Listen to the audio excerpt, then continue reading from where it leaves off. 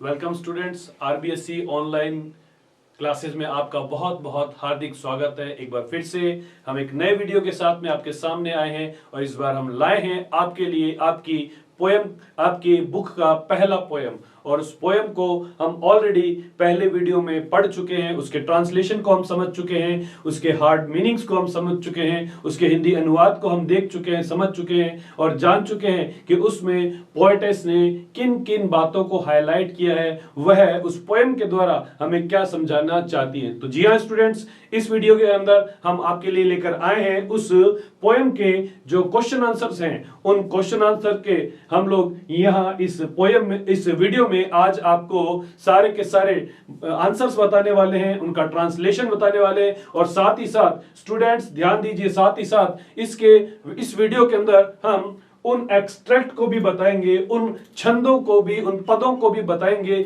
जिसके अंदर से क्वेश्चन बनते हैं। जी हाँ स्टूडेंट्स, इस वीडियो के अंदर उन क्वेश्चंस को भी हम बताएंगे, साथ ही साथ उनका ट्रांसलेशन आपको बताएंगे और साथ ही साथ में आपको उन प्रश्नों के उत्तर भी हम साथ में समझाएंगे। तो स्टूडेंट्स हो जाइए तैयार, बने रहिए इस चैनल पर शुरू से लेकर आखिर तक। और सबसे अहम बात, जी हाँ स्टूडेंट, सबसे इंपॉर्टेंट बात, इस चैनल को, इस वीडियो को ज्यादा से ज्यादा लाइक कीजिए, सब्सक्राइब कीजिए, ताकि आपके समान दूसरे स्टूडेंट्स भी इस इंफॉर्मेशन को देख सके, इन क्वेश्चंस को, इन आंसर्स को देख सकें और अपनी पढ़ाई में इसको वह यूटिलाइज कर सके, इनका यूज कर सके, इनका प्रयोग कर सकते हैं। चलिए स्टूडेंट्स हो जाते हैं तैयार और समझते हैं इन क्वेश्चंस के आंसर्स को। देखिए पहला क्वेश्चन जो बोर्ड के ऊपर आपके सामने लिखा है, What does the word cardboard denote in the poem? इस कविता के अंदर कार्डबोर्ड शब्द जो है वो किसे बताता है, किसे यहां पर समझाता है। Why has this word been used? और इस शब्द का प्रयोग क्यों किया गया है। तो देखिए स्टूडेंट्स, इसका आंसर क्या लिखा है। The word cardboard has been used for the photograph of the poetess mother। जो कार्डबोर्ड शब्द है उसका प्रयोग कवित्री की मां के लिए किया गया है, कवित्री की मां की जो तस्वीर है उसके लिए किया गया है। ठीक है, यहां पर पोएटेस का अर्थ है कवित्री, कवयित्री यानी कि कविता लिखने वाली महिला। It has been used because the photograph has almost lost its actual colours. यह इसलिए ऐसा कहा गया है क्योंकि इस फोटोग्राफ ने क्या किया है, इस तस्वीर ने अपने वास्तविक रंग को खो दिया है। जिस प्रकार की फोटोग्राफ थी वैसी दिख नहीं रही है। क्या हो गया है, वो उसके रंग क्या हो गए, उड़ चुके हैं। क्यों? क्योंकि बहुत पुरानी है और पुरानी होने के नाते उसके रंग जो है पहले जैसे नहीं रही है, वो एक गत्ते के समान लग रहा है। कार्डबोर्ड का मतलब क्या है, गत्ता, एक मोटा गत्ता, तो उसके समान लग रहा है। It is not in good condition, और यह अच्छी कंडीशन में भी नहीं है। ठीक है, इसलिए यहां पर यह कार्डबोर्ड शब्द इसके लिए प्रयोग किया गया है। नेक्स्ट देखिए, what has the camera captured. कैमरे ने क्या कैप्चर किया है, कैमरे ने उस तस्वीर के अंदर किस चीज को पकड़ा है, यानी इस तस्वीर में क्या क्या दिखाई दे रहा है। लिखा है, the camera has captured a scene of the beach where the 3 little girls are standing in the shallow water। कैमरे ने एक बीच का, समुद्र के किनारे का दृश्य को कैप्चर किया है जिसके अंदर 3 लड़कियां, 3 छोटी लड़कियां क्या है, खड़ी हुई है। स्टैंडिंग का अर्थ है खड़ी हुई है, और कहां खड़ी है, शैलो वाटर में, यानी कि उथले, कम गहरे पानी में वो खड़ी हुई है। शैलो का मतलब होता है उथला, उथला। देखिए ऐसे मैं आपके लिए लिखता हूं, उथला। Next, the little girls are smiling through their hair at the camera. तीनों छोटी लड़कियां अपने बिखरे हुए बालों में से कैमरे की तरफ क्या करती हैं, मुस्कुराती हैं। ठीक है स्टूडेंट्स, ये था क्वेश्चन नंबर 2। अब आगे बढ़ते हैं क्वेश्चन नंबर 3 की तरफ। देखिए क्वेश्चन नंबर 3 को हम पढ़ते हैं और समझते हैं क्या लिखा है वहां पे। What has not changed over the years? वर्षों बाद भी क्या नहीं बदला है। Does this suggest something to you? क्या यह आपको कुछ बताता है, कुछ समझाता है। लिखता है, The sea has not changed over the years। कई सालों बाद भी क्या है, समुद्र नहीं बदला है। It shows that human life is transient and short lived. यह बताता है कि मनुष्य का जीवन अस्थायी है और कम रहने वाला है, मतलब कम देर तक बना रहता है, ठीक है। On the other hand, the sea is less changed. जबकि दूसरी ओर जो समुद्र है वह कम बदला है, वह हमेशा क्या रहता है, स्थिर बना रहता है, हमेशा एक सा ही रहता है। आगे देखिए, The poet's mother laughed at the snapshot. कवित्री की माँ उस तस्वीर की तरफ हंसती है, ठीक है। What did this laugh indicate? और यह लाफ जो यानी कि ये जो हंसी है यह किस बात को बताती है? यहाँ पे क्वेश्चन मार्क, हम लोग इसके ऊपर ध्यान नहीं देंगे, क्वेश्चन मार्क यहाँ पे देखिए क्या लिखा है। The poetess mother laugh indicates that she feels joyful on her childhood beach holiday. Poetess की मदर की जो हंसी है, पोएटेस की माँ की जो हंसी है, वह इस बात की ओर संकेत करती है कि वह अपने बचपन के समय में बीच पर बिताए गए अपने छुट्टियों में वो कैसा महसूस करती है?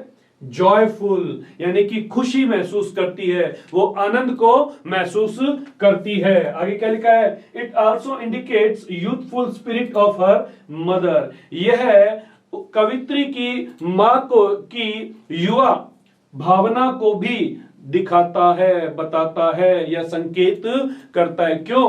क्योंकि उन तीनों लड़कियों में कवित्री की माँ सबसे बड़ी थी, ठीक है, सबसे बड़ी थी, 12 साल की थी, हमने कविता में पढ़ा है। आगे देखिए क्वेश्चन नंबर 5 क्या लिखा है?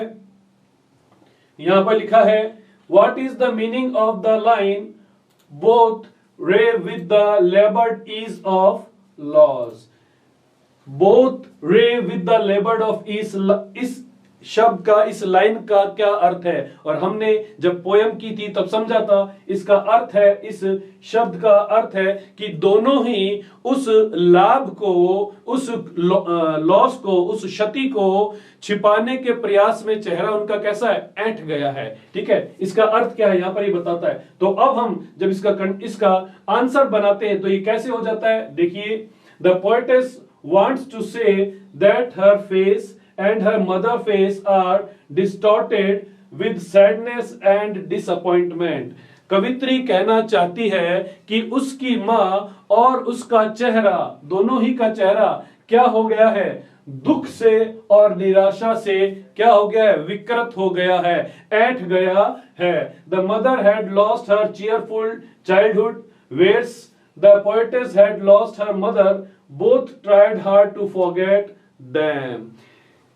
मां ने अपना खुशहाल बचपन खो दिया है, जबकि कवित्री ने अपनी मां को खो दिया है, और दोनों ही इस नुकसान को, इस क्षति को भूलने का अत्यधिक प्रयास करते हैं, कोशिश करते हैं, ठीक है students. Next, what does this circumstance refer to?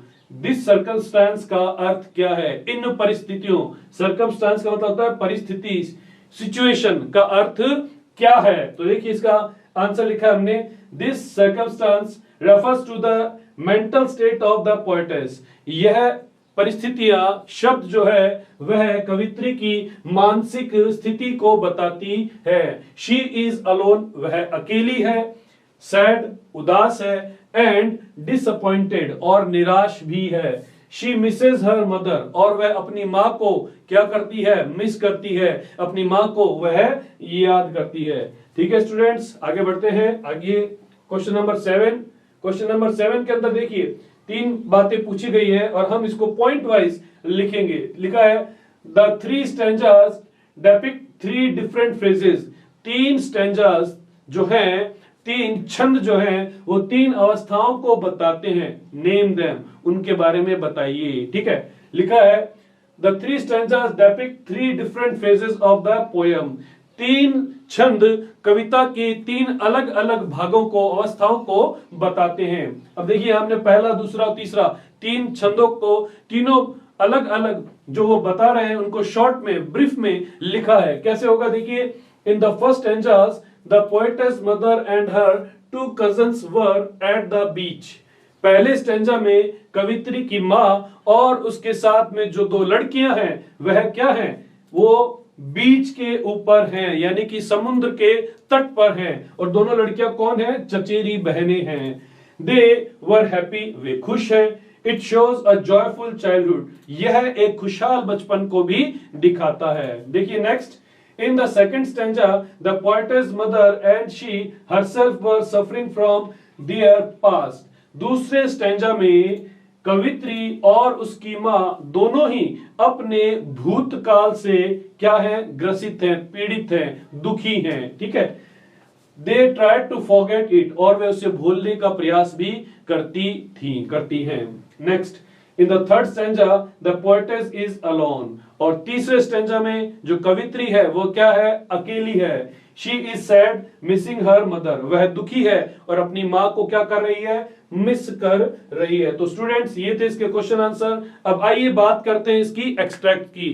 आपसे एग्जाम में इसके एक्सट्रैक्ट से संबंधित प्रश्न भी पूछे जाएंगे। एक्सट्रैक्ट क्या होता है, आपको कविता के अंदर से कुछ लाइनें, कुछ पद, कुछ छंद दे दिए जाएंगे और उनमें से बनने वाले क्वेश्चंस आपसे पूछे जाएंगे, उन्हें एक्सट्रैक्ट कहा जाता है। तो स्टूडेंट्स इस प्रकार से आपसे 3 या 4 क्वेश्चन पूछे जाते हैं। यहां पर हम लोग पहला एक्सट्रैक्ट देख रहे हैं स्क्रीन के ऊपर, और आप देख सकते हैं कि ये हमने एक शॉर्ट में लिख दिया है। पहला जो एक्सट्रैक्ट है वो द कार्डबोर्ड से लेकर I was born जो कविता है उसके अंदर वहां तक हमने लिया है, और इससे बनने वाले प्रश्न को हम लोग यहाँ देखते हैं। तो आइए स्टूडेंट्स इनको भी हम समझते हैं, जानते हैं कि किस प्रकार से क्वेश्चन पूछे जाते हैं और बनते हैं। देखिए, वेयर आर द 3 गर्ल्स, तीनों लड़कियां कहाँ हैं। What are they doing, और वह क्या कर रही हैं। देखिए स्टूडेंट्स, इसको हम लोगों ने प्रेजेंट टेंस में पूछा है, इसका मतलब इसका आंसर भी हम लोग प्रेजेंट टेंस में ही रखेंगे। तो यहां हम शुरू करते हैं अपने आंसर को। लिखा है the 3 girls are at the beach, तीनों लड़कियां बीच के ऊपर हैं, समुद्र के तट पर हैं। They are paddling in the sea water, और वे समुद्र के पानी में पैरों को छपछपा रही हैं। ठीक है, आगे बढ़े। दूसरा question, who was seen in the photograph, photograph में किसे देखा जा सकता था। ठीक है, यहां पर पास्ट में क्वेश्चन बनाया गया है और आंसर भी हम पास्ट में ही करेंगे। लिखा है the 3 girls were seen in the photograph smiling, 3 लड़कियों को फोटोग्राफ में देखा जा सकता है और वो क्या कर रही हैं, मुस्कुरा रही हैं, स्माइल कर रही हैं।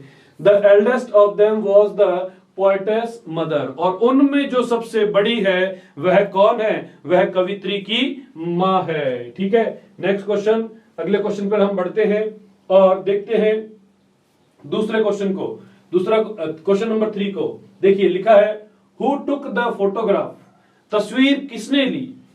How old was the eldest girl, और उनमें जो सबसे बड़ी लड़की है वह कितने साल की है। तो हमने आंसर लिखा the uncle took the photograph, uncle ने वह तस्वीर ली है। The eldest girl was some 12 years old, और जो बड़ी लड़की है वह लगभग 12 साल की है। बड़ी लड़की कौन है, बड़ी लड़की कवित्री की मां है। चलिए स्टूडेंट्स बढ़े आगे क्वेश्चन, अगले क्वेश्चन की तरफ। क्वेश्चन नंबर 4 क्या कहता है, देखिए was the poetess in the photograph, क्या कवित्री फोटोग्राफ में है। तो आंसर बना है no, the poetess was not in the photograph. Poetess यानी कि कवित्री जो है वह उस फोटोग्राफ में नहीं है। It was taken before her birth, यह उसके जन्म से पहले लिया गया था। यह शब्द किसके लिए आया है, यह शब्द आया है फोटोग्राफ के लिए। चलिए स्टूडेंट्स, तो ये था हमारा पहला एक्सट्रैक्ट। अब बढ़ते हैं हम दूसरे एक्सट्रैक्ट की तरफ, और दूसरा एक्सट्रैक्ट देखिए क्या है। दूसरा एक्सट्रैक्ट लिखा है हम लोगों ने एंड द सी से लेकर for the beach, and the sea से लेकर फॉर द बीच। और इसके अंदर देखिए क्वेश्चन क्या बनता है। पहला क्वेश्चन बन रहा है how are the girls looking at the beach, लड़कियां बीच के ऊपर कैसी दिखाई दे रही हैं, कैसी लग रही हैं। तो हमने आंसर लिखा है the girls were looking happy at the beach, लड़कियां बीच के ऊपर, समुद्र तट के ऊपर खुश दिखाई दे रही हैं। दे वर स्माइलिंग थ्रू देयर हेयर, वो अपने बालों में से भी मुस्कुरा रही हैं। मतलब उनके चेहरे के ऊपर बाल बिखरे हुए हैं, बाल हवा में उड़ रहे हैं और फिर भी क्या है, उनकी मुस्कुराहट उस तस्वीर में दिखाई दे रही है। अगला question, name the two young girls, दोनों छोटी लड़कियों के नाम बताइए। तो हमने आंसर लिखा है the names of the two young girls are Betty and Dolly. यहां पर हम लोग इसकी स्पेलिंग को सही कर लेंगे। यहां लिखा है बेटी, BETTY, बेटी, एंड डॉली। दोनों छोटी लड़कियों के नाम बेटी और डॉली हैं। ठीक है, नेक्स्ट क्वेश्चन बढ़े आगे।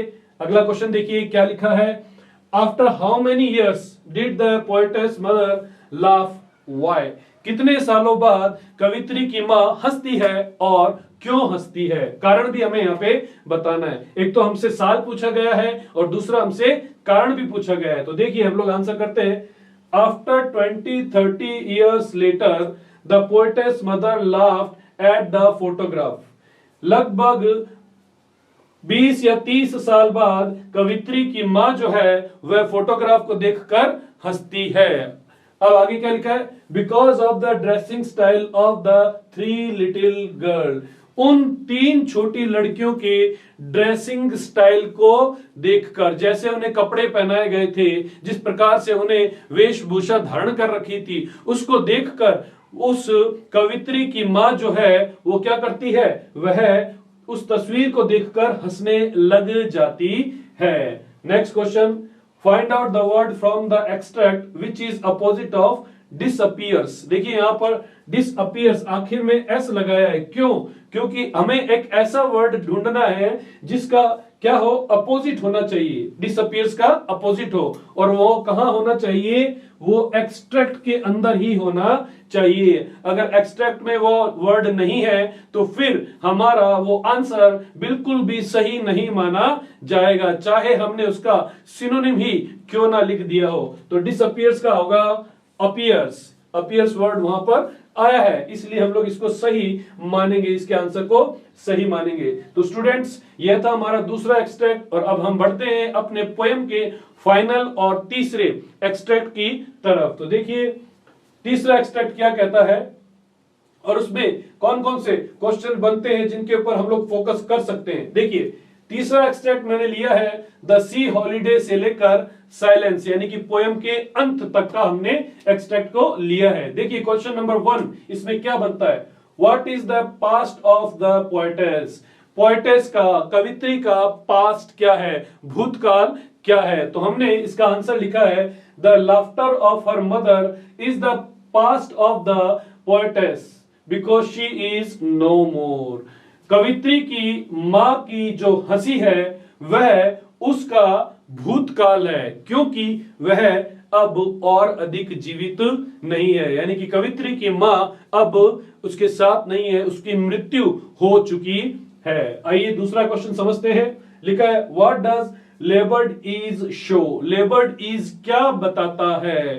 देखिए आंसर है लेबर्ड is shows that both the poetess and her mother try hard to be seen happy, लेबर्ड is बताता है कि कवित्री और उसकी मां दोनों ही अपने आप को खुश दिखाने का क्या करती हैं, बहुत ज्यादा प्रयास करती हैं। ट्राई हार्ड का मतलब होता है ज्यादा प्रयास करना, बहुत ज्यादा प्रयास करना। Next question, how many years has been spent of the poetess mother death, कवित्री की मां की मृत्यु को बीते हुए कितना समय हो चुका है, या यूं कहे कि कितने साल व्यतीत हो चुके हैं।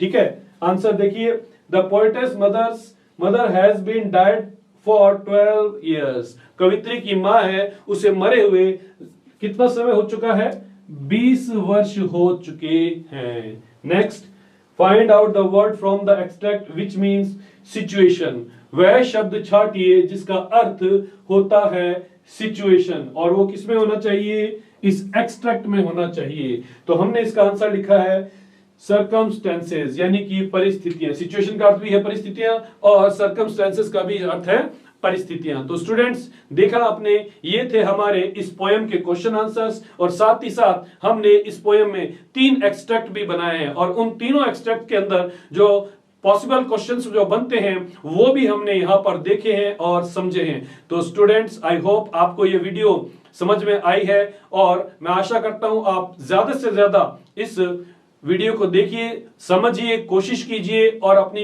एग्जाम के लिए मेहनत करते रहिए, तैयारी करते रहिए। तो स्टूडेंट्स, आज की वीडियो में बस इतना ही। नेक्स्ट वीडियो हम जल्दी ही आपके साथ लेकर आएंगे। तब तक के लिए बहुत बहुत थैंक यू।